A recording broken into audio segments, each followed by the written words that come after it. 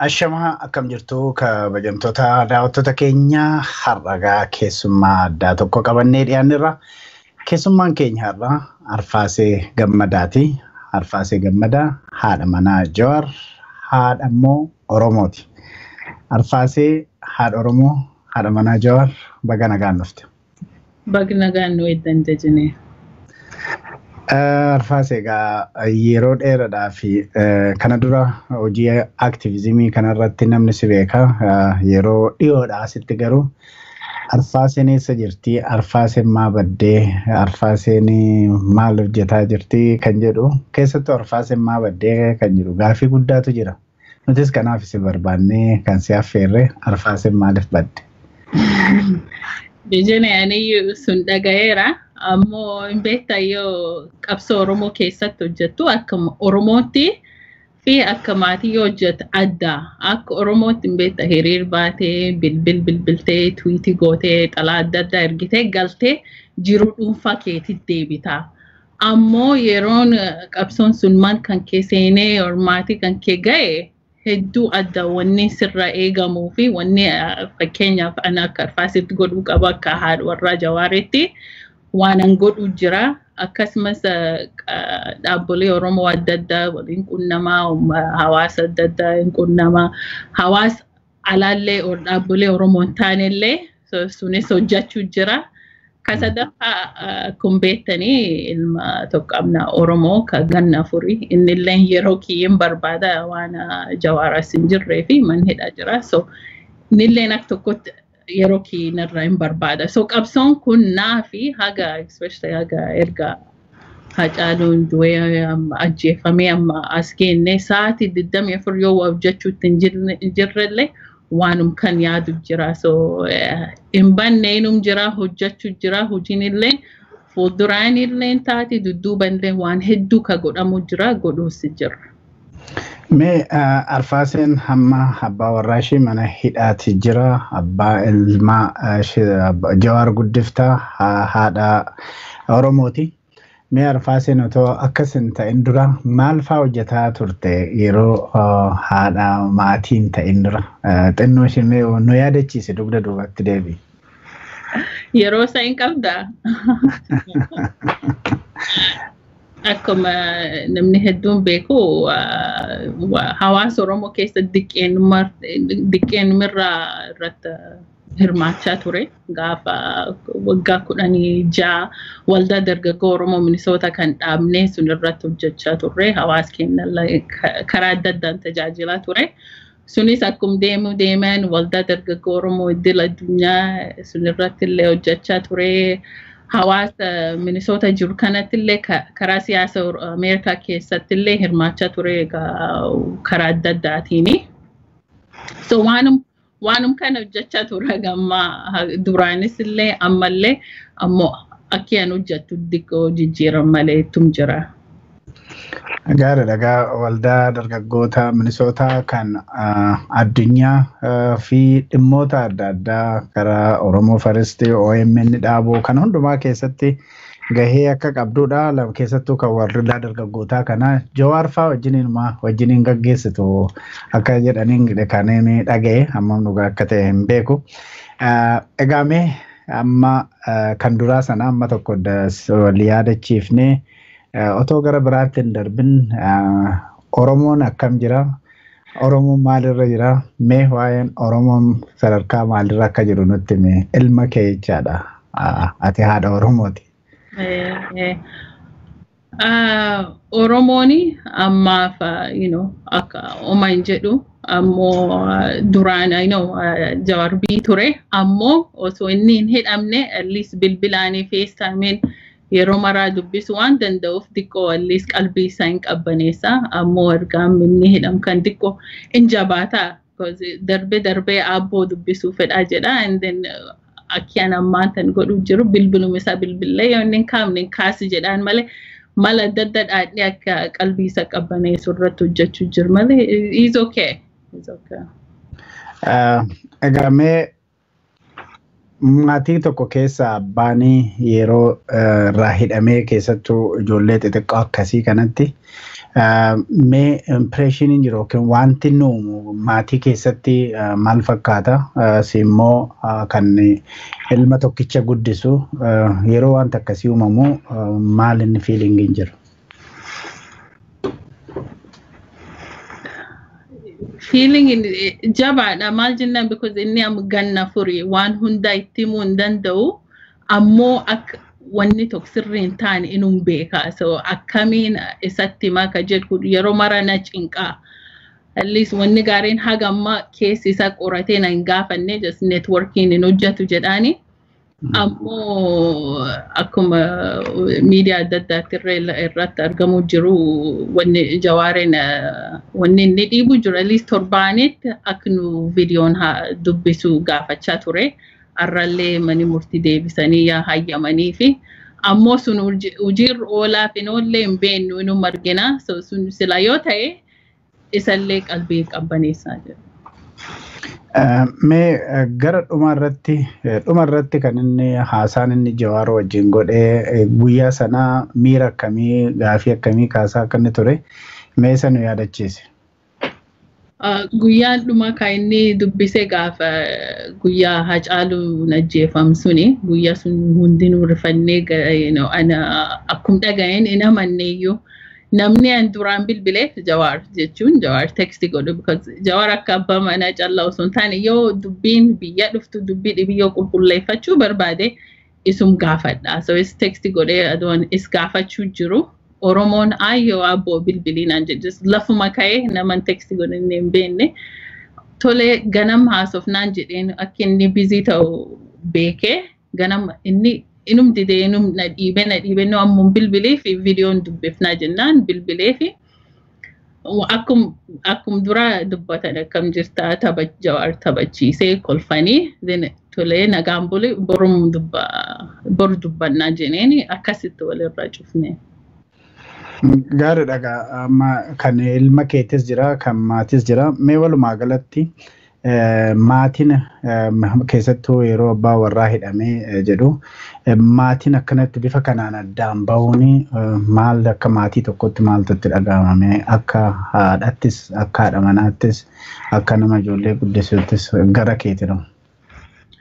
Hedduu na ciqa maal jennaan duraan egaa ammaaf wal bira hin jirmite inni bii jira achi hojjechuu jiraanas jira so bilbilii fi FaceTime kan dubban sun at least xiqqoo qaasuun hin cufaa amma sun dhabuun sun irrattillee erga inni hidham kana akka dubbisuun iyyuu ka guyyaa 55 booda xiqqoo bilbilaan dubbisee xiqqoo margine networking xiqqoo nu rakkisaa ture ammoo ergenni nami maatii achiini yoo warri dubbisan haala inni keessa jiru hubachaa maal fayyaa qaba nagaa qaba maaltu miidhuu jira akkam jira maal jedha wal gaafachuma jira warra avokaatoo illee ammoo sun gaaf mootummaan achi dhowwu guddoo cinqama maal jenna maan keessa oolee akkam bulee maal ta'e yoo hin dhageenye yaaddoo dhibii nam keessa galcha so it's a big Inbeenna duraanii rakkoo guddaatti biyyi sun keessa jiru ammoo haala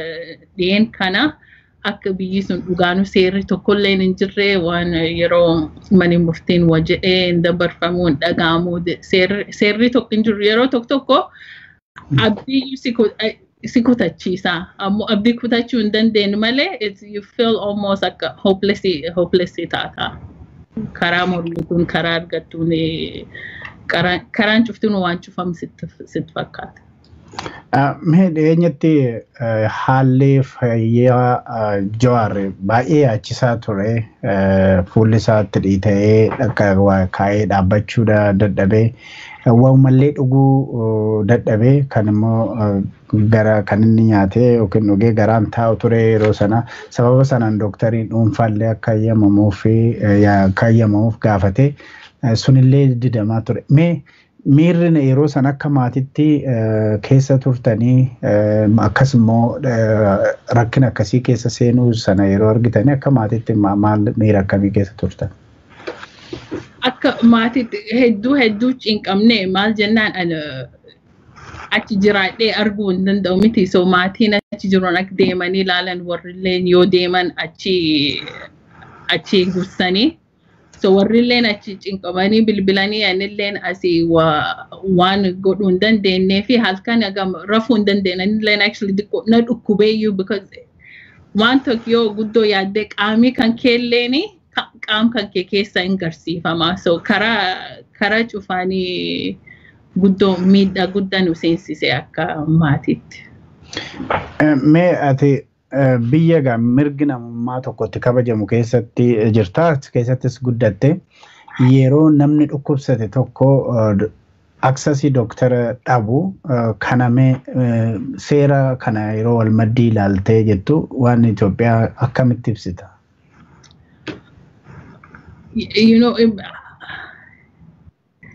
Karaa ibsanillee hin beektu maal jennaan is that even biyyumsuun callaa osoo hin taane mirgi dhalli namummaan hundinuu silaa argachuu qaba. Amma yoo dhaabbilee adda addaatti waan kan himu warri amanuu dadhaban. Akkamiif mirgi sun laalamuu fi dhabee wanni guddoon garana tuqee yeroo inni maafi akka inni hakiimuu fi barbaadaa ture ka jedhe because alatti namni jawar ajjeesa jedhanii dhaadhannoo godhanii akkamiin dooktarii mootummaa amana kan inni jedhu sun yoo sun teettee yaaddu hedduu garaa si tuqa because inni waan achi ta'u beekuu hin dandeetti sila saffisaanii hakiimiin argee fayyisanii qorichi inni barbaaduuf haala inni waan inni barbaadu kennuufii qaban keessatti sun dhabuuni akkamiin namni achi keessa jiraachuu danda'u iyyuu si yaachisa. No, especially mootummaa ka nagaa fi demokraasii biyya kanatti fin jedhee wanni aangoo seenanii duraan abdii uummata keenyaa ol qabanii jedhanii achiin baksuun ga'anii waan akkana godhuuni hedduu nam gaddisiisa. Gaariidha meegaa akkama jawar mirga namaatii fi namummaatiif qabsaa jedha kan immoo hundumatu beeka. Nama mirga namummaa tokkoof qabsaa'u bifa kanaanii qabiinsa akkasii qabuun mirga namni tokko argatu dhorkachuun kuni kanamee attamitti ilaalta namni biyya tokko keessatti waan akkasii kana hojjechuun mee ati akkamitti ilaalta? Inni beektaa ergaan jawar beekame waggaa 14 inni waanum kan jedhe mirgum namaaf falmaa. Karaa adda addaan karaa nagaatiin gaafum jalqabumirraa wanni inni baratees wanni inni leenjii adda addaa fudhateeyyuu akkamiin qabsoo Oromoo kan karaa nagaatiin mirga Oromoo argachiifna. Yoo karaa nagaatiin godhan Oromoo callaaf osoo hin taane nam bii sun keessa jiru hundaafiyyuu bu'aa guddaa qaba. Right? So ofiif leenjii fudhatee nullee nu leenjisee ummatti dhibiillee kabiisuun keessa jiraatanii diisitti nam hedduu leenjisee akkamiin maaf akka qabsoon nagaan kun barbaachisa ta'e irratti. So inni dhugaanuu qaama ofiitiin karaa hundaatiin karaa suniin amane and then amma akkanatti mirga ofii dhabuuni is guddoo na gaddisiisa. Jawar egaa qabsoo karaa nagaatiin jedha. Yeroo inni qabsoo karaa nagaa jedhutti yeroo sanatti surma audio namatti ta'aati ture namoota baay'eetti mootummoota kana humnaan malee karaa nagaatiin kan jedhamu hin ta'u yeroo jedhamutti inni waa'ee qabsoo nagaa kan himaa ture. Dhiyeenya kanatti yeroo inni mana barnootatti eebbifamu kan inni xalayaan illee yeroo sana waan inni barreesse wanta itti maxxansitetu jira. Mee yeroo ammaa kana isa maxxansu maaliif yaaddee qabiyyeen humti barreeffama sanaatu maali eessatti barreesse maaliif barreesse? Wanni tokkaan nam yaadachiisu fedhe seenaa biyya sun keessatti akka mootummaan karaa nagaan illee walin jijjiir miti amma ka mootummaan kuniyyuu karaa nagaan baksuun argate injifannoon suni qeerroo Oromoo fi nama mootummaa sun keessa hojjetullee hagwayii gargaara turanii qabsoo uummata biyya alaa jiran kanirra Jawarillee gahee guddaa keessatti taphate. So adoo sun beennu warri mootummaan jirullee sun beekanii amma qaisa balleessu jira. Inni karaa adda addaatiin uummata kana ajjeesuu fedhaa sun godhu fedhaa waan jechuu jiranii fi ummatum keen yaadachiisuuf maal jennaan Jawar waan nu jeen callaaf sun taane inni afaan ofiitiin interview adda addaa irratti akkas jecha ture barreeffama adda addaallee karaa nagaan yoo dhugaanu jijjiiran biisuun keessatti feentaate karaa nagaanii solution itti barbaadu qabnaa jecha ture. So namum yaadachiisuuf sun maxxanse.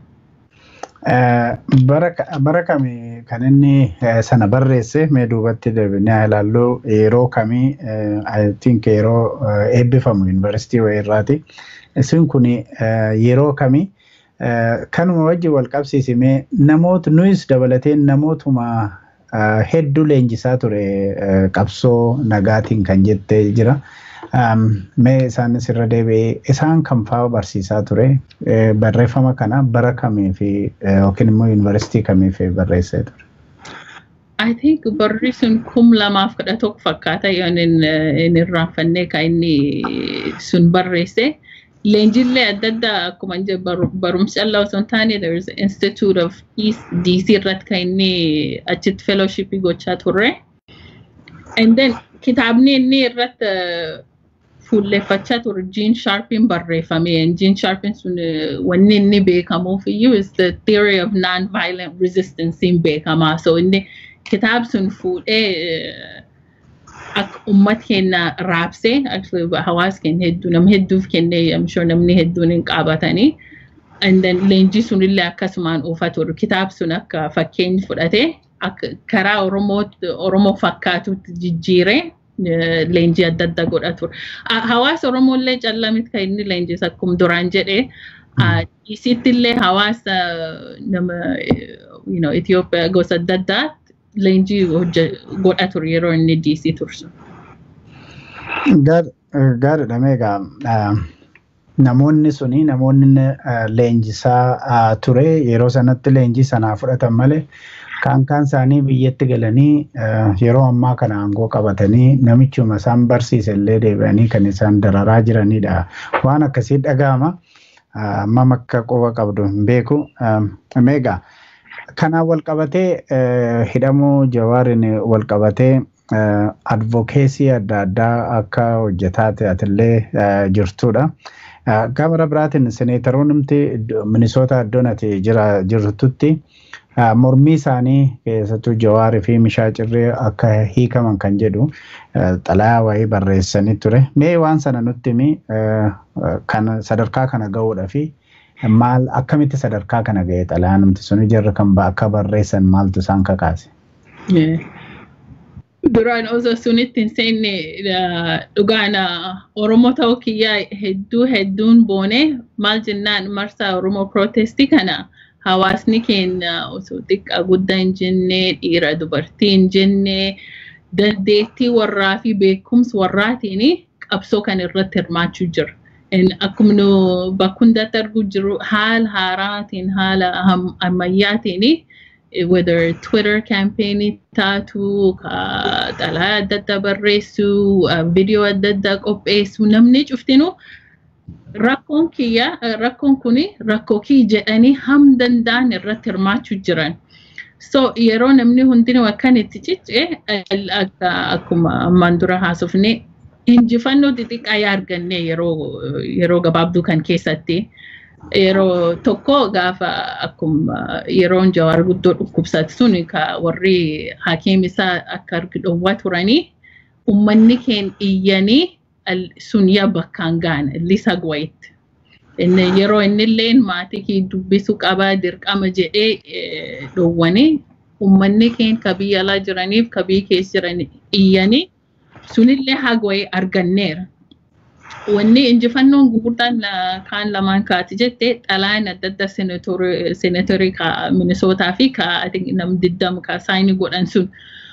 sunfaan wanneen injifannoo kan hunda nu argisiise hawaasni keenya kaalkanii guyyaa hiriir baanee waan kan hunda godhu jiranii isanit kan fide sila dhugaa mootummaan sun yoo mata qabaatan taate waan namni namaan hundinuu sila argachuu qab beekanii namaa godhan ammoo warri akkas godhu hin jiran even gaafa mani murtiillee kan godha jenanii murteessanii hojii oolchuutu hin jiran waan kan hunda hojii irratti oolchee qabsoo uummata keenyaa ka biyyala jiranii fi qeerroof qarree ka harki duwwaa baanii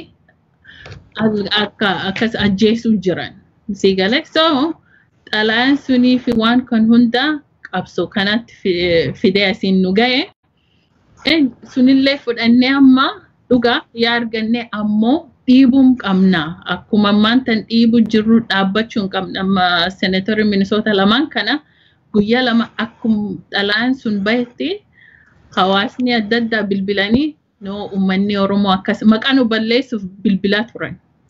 Yeroo akkuma xalayaan sun bahetti soon amma akka warra bilbilee qabsoon tokko warra galatoomaa an Oromoodha akkan qabsoo keenya waan nu bir dhaabbataniif ulfaadha galatooma jechuu ni qabna akkasuma dhiisuun qabsoo warrillee wanni nu hojjenneef bu'aa qabaa jechuu danda'u qabanii so akkasumatti itti fufuu qabna haga warri kun hundinuu alliis hidhaa ba'an itti fufuu qabna abdii kutachuu hin qabna. Senaatoroonni warri lamaan kun warra Minnesotaadha. Egaa Foreign Affairs yookiin dantaa dhimma alaa Ameerikaatti kan barreessanidha. Akkasumas mana maree Ameerikaa keessaayis barreessanii gara bultii yookiin guyyaa murtaa'e keessatti akka deebii eeggataa jiranidha. Waliigala kana yeroo laaltu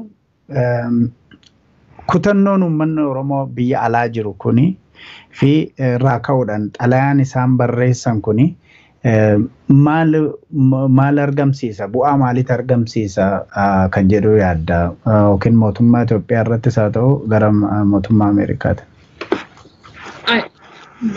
I think bu'aa guddaa qaba maal akkuma amma jennee biyyi sun waan seera qabuyyuu hin fakkaatu miti so biyyi seera hin qabne tarii yoo mootummaan biyya alaa dhiibbarratti goote sun jijjiiramu wayii fiduu danda'a jenneeti hundinuu waan kan hojjechuu jirra. So akkuma nu beeknu yoo biyya alaa jiraatte waan maybe sadii moo agas hojjechuu dandeenyu miti sila bakka horiin qarqaaramuu qabnu qarqaarraa sagalee uummata biyya keenyaa addunyaatti beeksisu so sun irra cichuu qabna. Akkuma senaatariin kun barreessanii senaatorii adda addaallee dhiibnee warri State Departmentii waan kan arganii beekanii seriously fudhatanii mootummaa sunirra dhiibbaa yoo godhanii jijjiiramnee dhufuu danda'a jedha. Akkuma duraan jedhe warra filatam callaa irratti hojjechuutti hin jirru dhaabbilee adda addaa kan mirgi namummaa laallatu waliin hojjechuu jirra warrilleen amyoonu xalaa kan arginu waan itti good job jedhan kun nu gargaaraa jedhanii sunillee warrallee hamilee kennaa fi hamilee argatanii nullee achi karaa sun dhiibnu karaa hundaan mootummaa sun dhiibuu qabnaa jedhan I think sun irratti fuulleffachuu qabna. Mee Arfasee kutannoo warra biyya alaa kana baay'een dinqisiifadhaa jetteerta yeroo ammaa kana hiriira walirraan hin cirnetu adeemsifamaa jira. Embaasii Itoophiyaa amma kan Minnesota jiru, London jiru, Netherlands, France jiru, kan hundumaa Washington DC jiru, kan hundumaa fuulduratti bahanii mormii isaanii agarsiisuudhaan hojii embaasota sanaatu ugguraatti jiru. Mee kanarra deebiiti yeroo ammaa kana sochii uummanni Oromoo alaa kuni mee akkamitti ilaaltaa? Lammata immoo gara fuulduraattis asumaan waan jettuun yoo thank you jechuu barbaaddes waan jettuun asumaan carraasi. Erga waggaa 16 ture I told you waan qabsoo Oromoo kan irratti hojjechaa ture. Hiriiras kumaatan baanee yoo dhugaa sitti wanni tokko at amma xiqqoon oomaaf malee hiriir hedduu baanee turre bu'aa hagammaan tan argachuu jiru hin arganneellee. So suniif karaa adda addaatiin uummanni keenya osoo gargariin cinne akkas dhiibanii haala hiriir baanillee adda adda uumanii amma akka warra Austraaliyaa sun hiriir ba'uu hin dandeenye xiyyaaraan saayinii mul'isuun suniyyuu yaada adda addaa si garsiisa. Bu'aan isaa hedduu guddaa jedha. Ammaan tan guddoo uummanni keenya fookastii ta'eera. Amma lesse yoo rakkoon tokko har dhufte rakkoo suni akkamiin itti xiyyaafannee waan sun dhageessisuu dandeenya jedhan. So it's very organized karaan ammaan tan qabsoon deemuu jiru. And I think yeroo akkas ta'u because qabsoo tokko nam tokko nam lama eegachuu hin qabnu, right? Yoo namni hundinuu karaa hundaan itti hirmaate bu'aan leen akkasitti argama. Hojiin leen xiqqoo bu'aan ba'aan isaa nam tokko irratti hin hafu. So I think karaa gaarii jirra. And then wanni an dhaammadhu waggeessa ulfaadha, uummata Oromoo akkuma isaniin jedhe isaniin boona. And wanni kan qaabachuu qabnu yeroo dubbiin tun jabaattee haalii waan furmaata hin qabnu fakkaate wanni nu yaadachuu qabnu I think warra hidhaman kan especially yeroo tokko Shamsuddin Xahaaf Hamza Boorana halkan guutuu tumanii ka jedhan sun yoo dhaga'u hedduu gara na guba maal jennaa warri haal sun keessa jiraatanii still abdiin kutan. And then Misha Cirris Tatus Guyyoo Waariyoo Mallase Dirribsaa yeroo warri keessa jiraniyyuu kan beenne achi taanii abdiin kutanne. And Baqqala Garbaa fi Jawaari Abdii Raggaasaa Shuggut Galataa warri kun cuftinu haala warri keessa jiran sun keessaa ka abdiin kutannee ittiin fufanii man murtii mataa ol qabatanii deeman kana nu maal jennee abdii kutachuu hin dandeenya. So I think sunum akkum deemnu waan kana akkasuma dhiibaa yoo xiqqoo garaan nu hammaatellee warrum kan callamit kan maqada nama gamit man hidha keessa jira mataa ol qabatanii jabaatanii ummat keen abdataan nu abdataa jiraachuu jiran nulleen sun mata keessa qabanne ittum qabsoo kan akkasit geggeessuu qabnaa jenna. Gaarii dhagaa sochiin Oromoon biyya alaatti godhaa jiru kuni iddoo tokkotti mallattoo agarsiisaa akka jirudha. Dhiibbaa mootummaaleen tokko ammayyuu dhiibbaa duraan kan mootummaa biyya Ahmad wajjiniin walitti dhufeenya gaarii qabanii tarkaanfii tokko fudhachuun hin mul'ata. Sana mee adeemsa keessa kan ilaallu ta'a Arfasee haadha mana jawar haadha Oromooti kan inni wajjin haasaa jirru kabajamtoota daawwattoota keenya dhaggeeffattoota keenya mee Arfasee gara biyyaattan darbina. Yeroo ammaa kana qeerroon Oromoo qabsoo adda addaa godha marsaa adda addaatiin labsii baasuudhaan qabsootti jiru. Qabsoo sana keessa kan isaan gaafatan keessaa tokkoyyuu hidhamtoonni siyaasaa Oromoo haal duree tokko malee gannu lakkifamuutu irra jira. Jawaarri abbaa keenya isatu nu gaggeessaa ture kan jedhu waan akkasiitiin lubbuu isaanii kennaati jiru. Qabsoon keenya dhaabbatu kan jedhudha. Kana yeroo dhageessuuf hordoftu mee haala biyya keessa jiru kamitti ilaalta keessattuu karaa qeerrooti? Dhuga warra hidhamtootaan ala warri guddaa abdii nuu kennanii aniyyuu warqeerroof qarree kabii keessa jiranii halkanii guyyaa mirgi kennaaf falmachuu jiranii dhugaa malee humni warraa guddoo na gammachiisa. Maal jennaan warri akka alliis akka kennaa warra biyya alaa jiran nu dhugaa wanneen kun nu dhaga'ama ammoo lubbuu miti jechuun wanni nu hojjechuu jiru kan nagaa keessa jiraannee hunda akka feen hojjechuu dandeenya ammoo warri riskii fudhatanii hiriir ba'uyyuu jechuuniyyuu lubbuu warraa qabsoo kanatti kennatanii hojjechuu jiranii. So hedduu galanni warraa waan dhibi galatayyuu kennuuf hin dandeenye galanni warraa bilisummaa haa ta'u jenne malee hedduu galata guddaa hunda irraa qabanii uummata Oromoo irraa. Egaa qarreen biyya keessaa bifa sanaan hidhamtoonni siyaasaa Oromoo kuni haal duree tokko malee nu yaabaan jedhanii lubbuu isaanii kennaniit waan barbaachisu hundumaa godhaatee jiru. Biyya alaatti akkuma ati jette kutannoo kan kana dura hin argine caala argaa jirra yeroo jettu kanatti. Mee seera biyya sanaa ammoo attamitti ilaalta? Yeroo uummanni gamana akkasitti fedhii isaa agarsiisu karaa mootummaatiin immoo jarri kuni nagaa booressisuudhaaf hidhamanii nagaa eegsisuudhaaf hiinee jedhu kanaaf irraa ka'uudhani seeruma biyya sanaatu ammam abdii si kutachiisa ammam abdii irratti qabda attamitti ilaaltan waan Jawaar barreessu irraas ka'uudhaan. You know, waan biyyi sun seera qabduyyuu hin fakkaatu. You know, nagaa yoo eegsisu feete nama hunda Oromoo ta'an callaa hidhuuni akkamiin Oromoo hunda miliyoonii 50 hunda hiitee nagaa eenyu eegsiftaa, you know, or nagaa yoo eegsiftu akkamiin ijoollee didiqqoo ejjeeftu, you know, am torban darbu kan ijoollee waggaa 13 waggaa 10 kan uma hin balleessi yoo balleessanillee ajjeesuun maaf barbaachisaa? So hin fakkaatu nama seera waan eeganillee hin fakkaatu, seera waan qabanillee hin fakkaatu. Abdiin kan qabu ummatum keen callaa, ummatum keen dhugaa mootummaan kun nam hedduu sobanii turanii akka aangoorra dhufan sun hin taane waan taatullee hin fakkaatu. Nagaallee yoo eegsisu feete warra siyaasaa dhaabbilee siyaasaa adda addaa waan sun keessatti hirmachiisuu danda'uu qabda.